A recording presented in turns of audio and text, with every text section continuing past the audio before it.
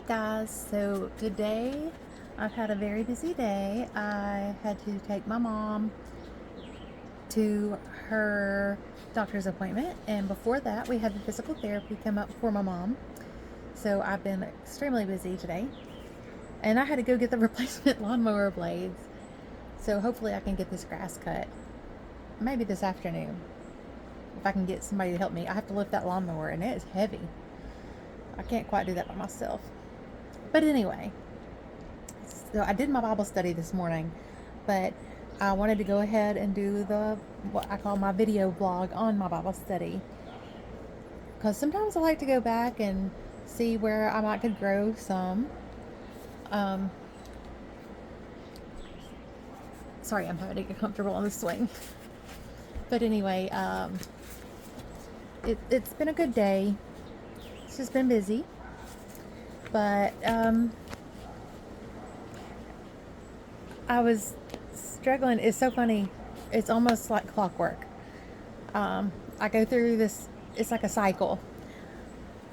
It's like week one, I feel extremely hopeful, but then I have my moments of being just sad. Then week two, I'm still really hopeful, and I've usually been okay with the sadness. It's like the sadness gets a little better, but I'm still very hopeful, and I'm still feeling very confident in my waiting. Week three hits. Week three is the hardest.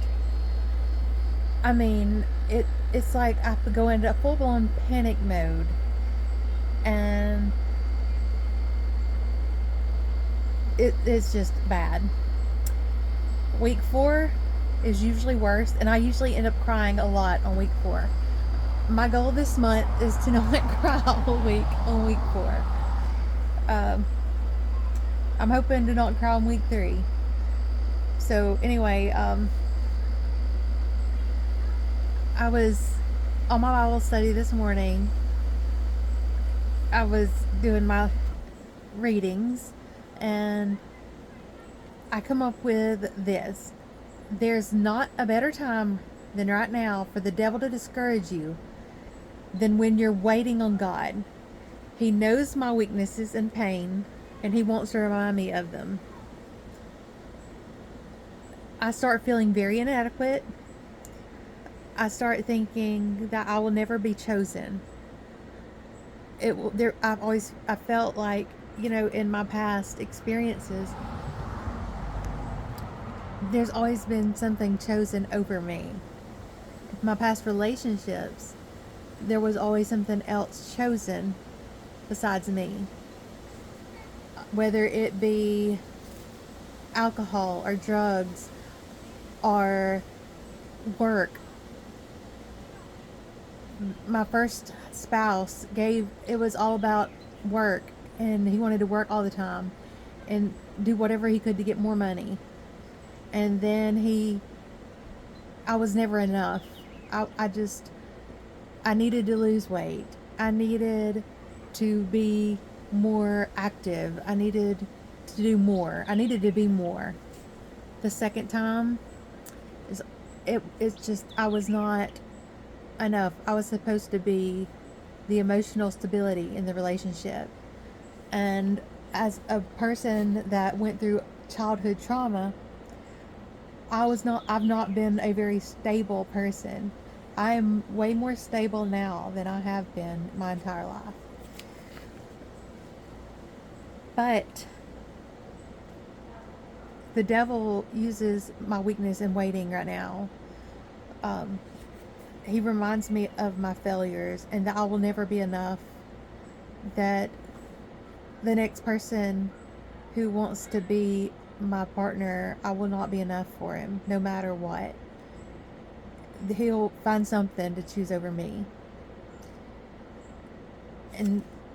But God knows my weaknesses. He knows my flaws. He knows my imperfections. He knows my strengths, though. He knows that I'm enough. And if the next person comes in and I'm not enough for them, then I'm not meant for them. So, but I wrote down this morning, we are destroying sophisticated arguments and every exalted, proud thing that sets itself up against the true knowledge of God. And we are taking every thought and purpose captive to the obedience of Christ. That's 2 Corinthians 10:5. So, we are taking every thought and every purpose captive to the obedience of Christ.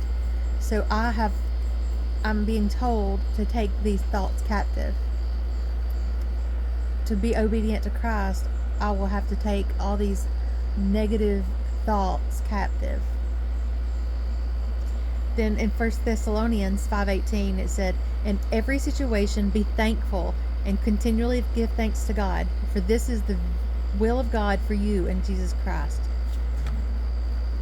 So I am thankful, because I know in this waiting I have managed to grow as a person, even though I hate it. And I've spent many nights, especially nights, in tears and just praying for God to rescue me, because He's the only one here to rescue me. And I'm thankful. I am so thankful that He has given me scriptures when I'm laying in bed at night and I'm feeling lost and alone. I'll have random scriptures pop in my head. He has been my comfort. And now I'm being thankful, and I'm trying to go back, and I'm taking the thoughts captive. I'm trying to turn it around, and I'll even go as far as to go back and pull up messages that I received where I am comforted and reassured. But the Lord will accomplish that which concerns me. Your unwavering loving kindness, O Lord, endures forever. Do not abandon the works of your own hands. That's Psalms 138:8.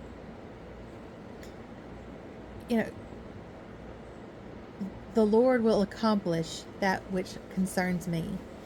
He's going to take care of me. He will not abandon me, because He created me. Just like I would not abandon my children, God's not going to abandon me. We tend to make sense of things through what we know, the way we know things to be. The unknown is where fear creeps in. That fear gives more power to our problems. Then our problems start becoming larger or appearing larger to us. The problems, we blow them up in our mind. We let fear and anxiety take over. So I need to remind myself of the promises I have in God, the promises He has already fulfilled, and that He will bring me through this storm. I was taken back to the scripture where Jesus was asleep on the ship, and the people on the ship or the boat were like, why are you not worried? Why are you not concerned? Do you not care that we're in this terrible storm? And I have felt like that. I have felt like, God, why are you just leaving me here? Why are you letting me sit through this? But in Mark 4:40, which is where the story is, Jesus said to them, "Why are you afraid? Do you still have no faith and confidence in me?" So I'm learning to have faith and confidence in God. I'm asking God, Lord, what are you trying to teach me in this season of my life? I need to know. I'm searching. I want to know what He's wanting to show me. Fear of the unknown leads me to worry and panic. My thoughts spiral. They spiral quickly. I'm trying to break that cycle. I'm trying to break this, what's become a monthly cycle of ups and downs and panic and concern and fear and worry. but it's a struggle with my history of abuse and being abandoned. I don't want to be abandoned again. I put my whole heart in and I get abandoned, or like I said, something else is chosen before me. So I'm praying that God's truths will take over every decision I make, every thought, and every emotion that I have, because it's time to run the devil out of my thoughts. It's time to quit letting him take over my thoughts. James 4:7 says, so submit to God, resist the devil, and he will flee from you. I'm working on that. I am learning at night to try to pray scripture when I'm worrying. Pray over, I'll search for scripture on worry, and that's one of the biggest things. There's so many scriptures that say, do not worry. My best friend told me, quit worrying. He told me, calm down. I think that's the last one. That's the last message I got, was him telling me, calm down. Or chill out. Chill out. Which, calm down, right? But anyway, Psalm 73:26. My flesh and my heart may fail, but God is the strength of my heart and my portion forever. I've been so concerned and worried about getting my heart broken, but God is there to protect my heart. If my heart gets broken, He will rescue me, because He is the strength of my heart. John 14:27. Peace I leave with you. My peace I give you. I do not give it to you as the world gives. Do not let your hearts be troubled, and do not be afraid. So that's my Bible study this morning. I guess it will be titled, Do Not Be Afraid. I really appreciate you guys. I'm so thankful for you following me. I didn't know people would actually watch these, but I'm thankful that you have. I am hopeful that God will bless you like He has me. Maybe He's giving me these scriptures to share with you for your season. Maybe you're going through the same type of season of struggle and trouble and worry. And just know, if your heart gets broken, God will come in and He will restore it. He will give us hope and peace, and He will calm our troubled storm. I love you, and I hope you have a wonderful Thursday.